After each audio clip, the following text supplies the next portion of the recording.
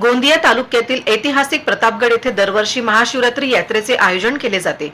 यात्रेमध्ये येणाऱ्या लाखो भाविकांसाठी सोयी सुविधा उपलब्ध करण्यासाठी अनेक अडचणी निर्माण होत असून यासाठी गोंदिया जिल्हा परिषदेकडून यात्रा अनुदान पाठवण्यात येत असते। परंतु प्रतापगड ग्रामपंचायतला अजूनही यात्रा अनुदान मिळाले नाही। यामुळे ग्रामपंचायत अडचणीत आली आहे।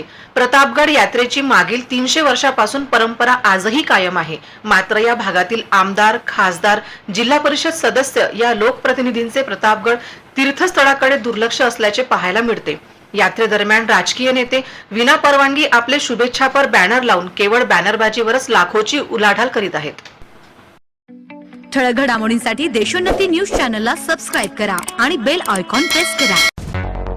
मुंबई, पुणे, नागपूर, मराठवाडा असो का विदर्भ, राजकीय, सामाजिक, शैक्षणिक क्षेत्र असो का क्रीडा, सर्वच घडामोडीचे विश्लेषण पाहायला विसरू नका। फक्त देशोन्नती न्यूजवर।